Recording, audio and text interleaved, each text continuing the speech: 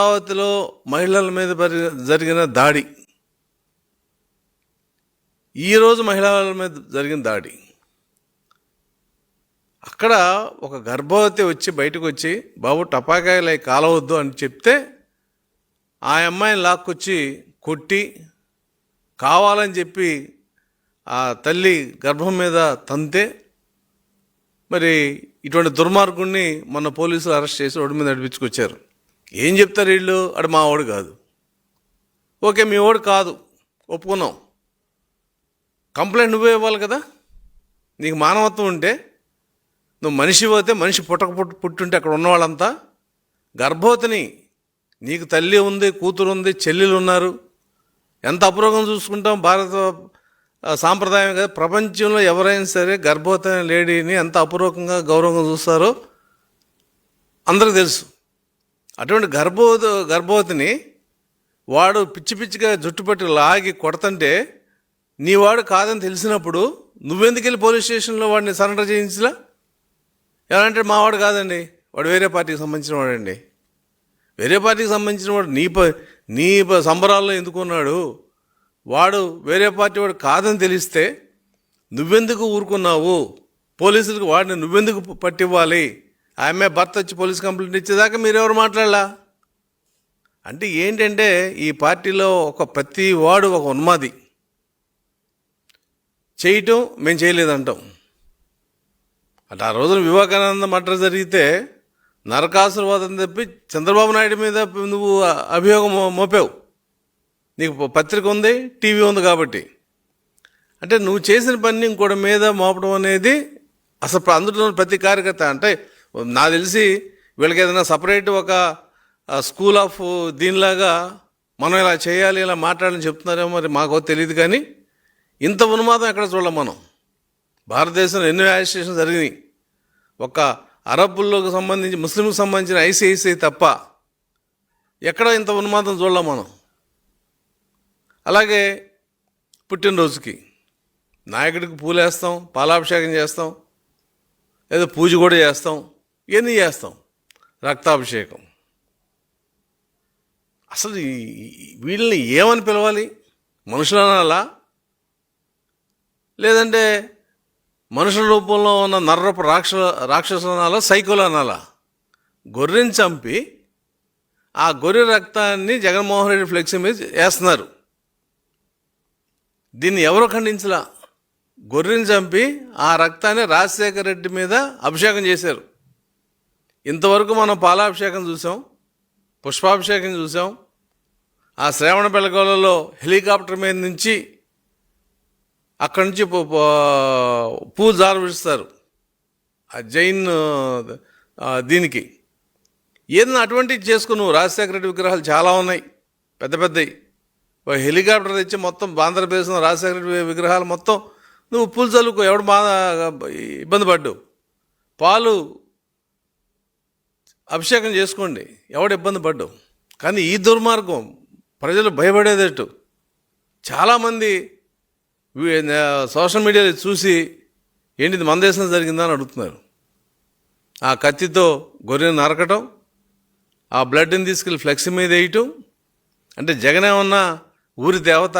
మన ఊరి దేవతలకి ఏదో తిరణాల రోజున మేకలు బలిచ్చి ఆ బలి ఇస్తారు తప్ప రక్తంతో విగ్రహాన్ని తడపరు. ఇటువంటి వికృత చేష్టలన్నీ చేసి ఇవాళ ఏదో మాట్లాడతాడు పొన్నవాళ్ళు గారు, చంద్రబాబు నాయుడు మీద కేసులు ఇష్టం వచ్చిన విత్డ్రా చేసుకుంటున్నారని. మిస్టర్ పొన్నవాళ్ళు, నువ్వు మీ వాళ్ళు కూడా చట్టం చెప్పు. చంద్రబాబు నాయుడు గారి మీద కేసులు విత్డ్రా చేసుకోవడం తప్పని నువ్వు ఏదో మీడియా ముందు వాగే ముందు ఆర్మ్స్ యాక్ట్ ప్రకారం ఇటువంటి కలిగి ఉండటం కూడా నేరం అని చెప్పి మీ క్యాడర్కి, మీ లీడర్కి చెప్తే ఎస్ నువ్వు ఏదన్నా మాట్లాడితే దానికి విలువ ఇవ్వడం అనేది ఉంటుంది సమాజంలో. ఆయనేమో పుట్టినరోజు బెంగళూరు వెళ్ళిపోతాడు, ఏదైనా ఇక్కడ ఒక యాంటీ సోషల్ యాక్టివిటీ కనుక చేయదలుచుకుంటే బెంగళూరు వెళ్ళిపోతాడు ఆయన. లేకపోతే ఇంట్లో నుంచి తలుపులు వేసుకుని బయటికి రాడు. ఆయన పుట్టినరోజు 21వ తారీఖు పుట్టినరోజు, ఇవాళ 25 Christmas, holy festival in the world. నువ్వు ఇట్లా చేయడం తప్పు అని చెప్పి మా వాళ్ళు ఇలా చేసిన దానికి నేను ఖండిస్తున్నా అని చెప్పి రాజకీయంగా జగన్మోహన్ రెడ్డి లేకపోతే సకల శాఖ మంత్రి ఉన్నాడు, ఆయనేం చెప్పాలి కదా. ఆ అమ్మాయిని కొట్టిన అతను మా పార్టీ కాదన్నప్పుడు నువ్వు స్పష్టంగా చెప్పాలి, మా పార్టీ వాడు కాదు, మేమే కంప్లైంట్ ఇస్తున్నాం అని చెప్పి ఇచ్చుంటే చాలా హుందాగా ఉండేది. అది లేకుండా దుర్మార్గంగా ఇటువంటి వికృత చేష్టలు చేస్తూ జనాన్ని భయపెట్టాలని అనుకుంటున్నామేమో జగన్మోహన్ రెడ్డి. జనంని భయపెట్టావు కాబట్టి నీకు 11 సీట్లు ఇచ్చారు. నువ్వు ఇంకా అదే మూసలో కనుక వెళ్తే ఆ 11లో కుడివైపు ఒకటి కానీ ఎడమవైపు ఒకటి కానీ పోతుంది. ఏది పోయినా ఫలితం ఒకటే, నీ మిగిలేది ఒకటే. దేవుడు రాసిన స్క్రిప్ట్ అంటే ఇదే. నువ్వు 23ని దేవుడు రాసిన స్క్రిప్టు, నువ్వు 23 మంది తీసుకున్నావు, నీకు 23 సీట్లు వచ్చినాయి అని చెప్పి ఆ రోజున హౌస్లో చాలా వెకిలిగా మాట్లాడావు. మేమంత వెకిలిగా మాట్లాడాల్సిన పని లేదు. నువ్వు చేసిన పనులు బట్టి, నువ్వు చేసిన దుర్మార్గాలు బట్టి, నువ్వు చేసిన అవినీతి బట్టి, నువ్వు చేసిన రాష్ట్ర వినాశనాన్ని ప్రజలు అర్థం చేస్తున్నారు కాబట్టి నీకు 11 సీట్లు ఇచ్చారు. అయినా నువ్వేం మారలా. ఆ రోజున అమరావతిలో ఆ ఆడపిల్లని ఎలా కొట్టించావు పోలీసులతో, చక్కగా ఉంది. మరి వాళ్ళ గర్భిణీ స్త్రీలను నువ్వు తన్నిచ్చే పరిస్థితి. నీ కార్యకర్తలు చేస్తే నువ్వు చేసినట్టే. ఎందుకంటే నీ కార్యకర్తలను అదుపులోనే పెట్టుకోవాలి, లేదంటే నీ కార్యకర్తల మీద నువ్వు కంప్లైంట్ అని ఇవ్వాలి. ఒక స్త్రీ గర్భవతిని కొట్టిన తర్వాత నీ కార్యకర్త అయితే అన్నతో తమ్ముడవుతే ఏంటయ్యా? స్త్రీ యొక్క విలువ నీకు తెలుసా? నీకేం తెలుసుద్దులే, అమ్మన చెల్లిని బయటికి ఎంటినోడు, నీకు తెలీదు. ఈ రాష్ట్రాన్ని దాదాపు ఒక 25 సంవత్సరాలు వెనక తీసుకెళ్ళిన దుర్మార్గం ఇది. ఆర్థిక ఉన్మాదం, లా అండ్ ఆర్డర్ ఉన్మాదం, అవినీతిలో ఉన్మాదం, స్థలాలు కబ్జాలు చేయడంలో ఉన్మాదం, మనుషుల్ని చంపించడంలో ఉన్మాదం. ఇంత ఉన్మాది కాబట్టే ప్రజలు నువ్వు మా రాష్ట్రానికి పనికిరా అని చెప్పి 11 సీట్లు ఇచ్చారు నీకు. ఏమన్నా మారదామని చెప్పి చంద్రబాబు నాయుడు గారు కూడా ఏం చెప్పాడు? మేము కక్షపూరిత రాజకీయాలు చెయ్యం అన్నాడు. ఎందుకని? నువ్వు మా లెక్కలో మేము ఏనుగోతే నువ్వు ఎలుకలాంటోడివి, నీ మీద బలప్రయోగం చేయాల్సిన అవసరం మాకు లేదు, చట్టం దాని పని చేసుకుపోద్ది, నీ జాతకం ఏంటో నీ భవిష్యత్తు ఏంటో నీకు తెలుసు, కాబట్టి ఇటువంటి వికృత చర్యలను చేయిస్తున్నావు నువ్వు. దీన్ని ప్రజలు ఎవరు ప్రజలు కాదు, నీ దగ్గర ఉన్న చాలామంది కొద్దిగా మానవత్వం రాజకీయ నాయకులు కూడా దీన్ని హర్షించట్లా. ఇది తప్పురా అని చెప్తున్నారు. నేను పడమట లంకలో ఉంటా. మొన్న అర్ధరాత్రి 1:15 టపాకాయలు. ఇప్పుడు టపాకాయలు ఏదన్నా చిన్న వేసారా? దాదాపు ఒక 20 నుంచి 25 నిమిషాలు కంటిన్యూగా మోత బాంబులు టపాకాయలు చేస్తుంటే 1 గంటకి ప్రజలు నిద్రపోద్దండి. ఏమిది? ఏం ఉన్మాదం అంటే? కావాలని నువ్వు అధికారంలో ఉండగా నీ పుట్టినరోజు ఇలా జరగలా. నీ పుట్టినరోజు జరగదని అందరూ తెలుసు. మరి వాడు పదే పోతే ఏ ఉద్దేశంతో ఈ రకమైన దుర్మార్గం, దాష్టికం, క్రూరత్వంతో పుట్టినరోజు చేస్తున్నారు? ప్రజలను భయపెట్టాలనా? ప్రభుత్వం తలుచుకుంటే నువ్వు ఇంట్లోంచి బయటికి రావు మిస్టర్ జగన్మోహన్ రెడ్డి. నీ కేడర్ ఒక్క రోడ్డు మీద తిరగడు. కానీ మాకు అవసరంలా, ఏనుగు ఎలుకలను చంపదు. ఎందుకంటే అది కాలేస్తే చచ్చిపోతే గుర్తు కూడా పట్టదు దాని బాడీ. ఏనుగు బలం అది. నువ్వు మా లెక్కలో చిట్టెలుకు, నువ్వు ఏదో కంతల్లో ఉండి బయటకు వచ్చి తిరుగుతూ ఉంటావు. అటువంటిది మానుకో. నువ్వేదో రేపు 29లో వస్తే రఫా ఆడిస్తాం. ఏంది రఫా ఆడిచ్చేది? నువ్వు అన్నావే నా వెంట్రుకు కూడా పీకలేరని ఒక సభలో ముఖ్యమంత్రిగా. నువ్వు నీ కార్యకర్తలు, తెలుగుదేశం కార్యకర్తలు వెంట్రుకలు కూడా పీకలేరు మీరు. రఫా కాదు, 29 కాదు, 34 అయినా సరే. మీ భవిష్యత్తు మొన్న ఎన్నికలతోనే ముగిసింది. నీ మీద ఉన్న కేసులు ఏమవుతున్నాయో నీకు తెలుసు, మేం పెట్టే కేసులు ఏమవుతాయో నీకు తెలుసు. కాబట్టి దీన్ని దారి మళ్లించడాకో, లేదంటే ముంగీస పాము పోరాటంలో 2 పోరాడతాయి. అలా పోరాడి చచ్చిపోదామనో, లేదంటే పోరాడి నష్టపోదామనే ఆలోచన నీకు ఉందేమో. పాము ముంగీస పోరాటం ఎలా ఉంటుంది? పాము ఎలా పోరాడుద్ది? ముంగిసుని. ముంగిసు కూడా అలాగ పోరాడుద్ది. తెలుసు రెండిట్లో ఒకటే ఉంటుందని, అయినా రెండు పోరాడతాయి. నీ ఉన్మాదం కూడా అలాగే ఉంది.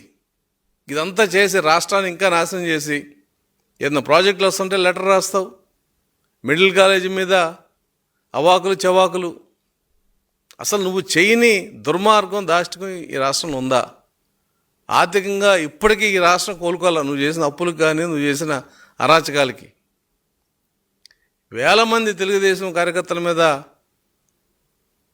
తప్పుడు కేసులు పెట్టావు. చంద్రబాబు నాయుడు గారి మీద పెట్టిన కేసు హైకోర్టు స్పష్టంగా చెప్పింది ఎవిడెన్స్ లేదు అని. వివేకానంద రెడ్డి మర్డర్ కేసులో 5 సంవత్సరాలు ముఖ్యమంత్రిగా ఉండి హూ కిల్డ్ బాబాయ్ అని చెల్లెలు అడుగుతుంటే నువ్వు సమాధానం చెప్పలేకపోయావు, నువ్వేం చేయలేకపోయావు. అంటే తెలుసు నీకు అదే ఎలా జరిగింది, ఎందుకు జరిగింది తెలుసు నీకు, కాబట్టి కాముగా ఉన్నావు. అదే ఎయిర్పోర్ట్లో చిన్న గాయం తగిలితే ఇక్కడ డాక్టర్ల మీద ఇక్కడ పోలీసు మీద నమ్మకం లేదు అని హైదరాబాద్ వెళ్ళావు నువ్వు. అదే పోలీసులు వాళ్ళు ఏం చెప్తున్నావు నువ్వు, నేను మళ్ళీ అధికారంలోకి వస్తా జాగ్రత్తగా ఉండండి అని.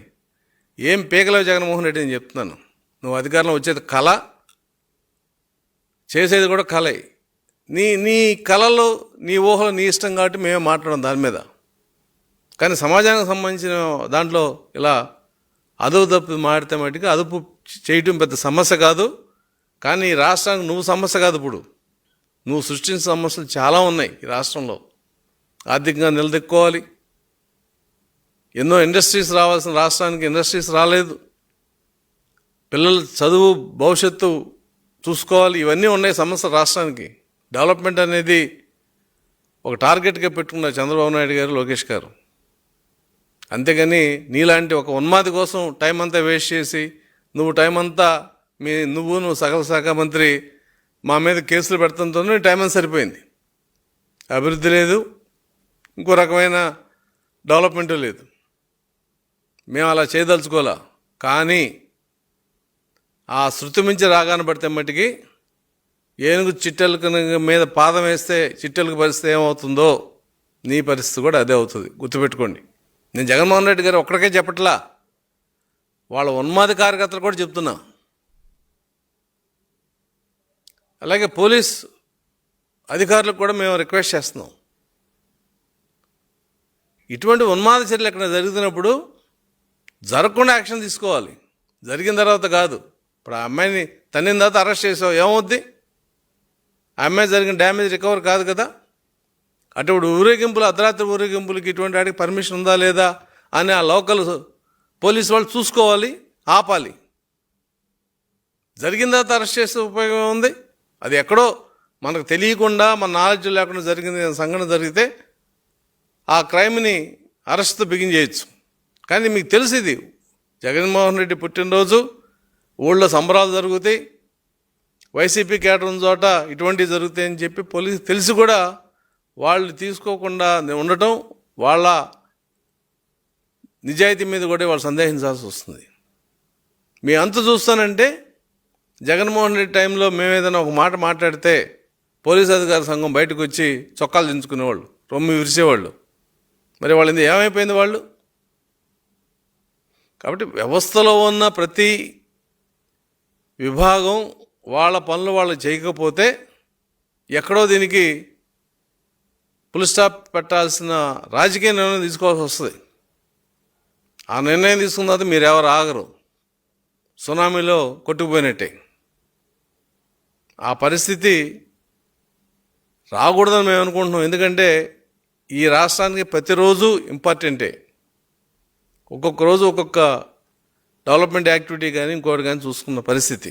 కాబట్టి నీకోసం ప్రభుత్వాన్ని మొత్తం టైం స్పేర్ చేసి నువ్వేదో పెద్ద హీరోలాగా ట్రీట్ చేసి నీకు అంత ఇవ్వాల్సిన అవసరం కూడా లేదు. కాబట్టి ఇది కార్యకర్తలు కూడా గమనించుకోవాలి. జగన్మోహన్ రెడ్డి ఏముంది, ఆయన పేర 43,000 కోట్ల ఆస్తులు ఉన్నాయి.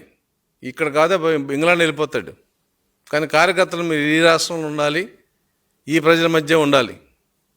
మీ భవిష్యత్తు కూడా మీరు ఆలోచించుకోండి. ఇటువంటి ఉన్మాద చర్యలు, సైకో చర్యలు చేస్తే మీ భవిష్యత్తు కూడా భంగం కలుగుద్దనే విషయాన్ని మేము స్పష్టంగా చెప్తున్నాం. అలాగే సీరియస్గా కూడా చెప్తున్నాం. మాటల్లో చెప్తున్నామని మీరు తేలిక తీసుకోవద్దు. మాటల చేతలైన రోజున మీరు తట్టుకోలేరు దాన్ని. మీరేదో మేము తెలుగుదేశం కార్యకర్త అరెస్ట్ చేసాం, సోషల్ మీడియాలో పెట్టినట్టు అది చేసాం ఇది చేసాం మీరు అనుకోవచ్చు. ఇవాళ ఆర్మ్స్ యాక్ట్ కింద అరెస్ట్ చేస్తే వెపన్స్ ఉన్నాయని చెప్పి మీకు బెయిల్ రాదు. కాబట్టి ఇటువంటి చర్యలు ప్రజలు హర్షించరు. మీ కుటుంబంలోనే ఆ తన్నిన ఆ ఇద్దరిని వాళ్ళ తల్లినో భార్యనో చెల్లినో అడగమనండి ఇది చేయటం కరెక్టా అని. కాబట్టి సమాజం ఆమోదించాలి, మీ కుటుంబ సభ్యులు కూడా దాన్ని ఆమోదించేలాంటి పనులు ఏదన్నా చేస్తే అది సమాజానికి మంచిదవుతుంది, మీకు మంచిదవుతుందని విషయాన్ని తెలియజేస్తూ, మీ ఉన్మాదంగా తగ్గించుకోకపోతే ఖచ్చితంగా రాజకీయ నిర్ణయం తీసుకోవాల్సి వస్తుందని చెప్పి వైసీపీ కార్యకర్తలను హెచ్చరిస్తున్నాం.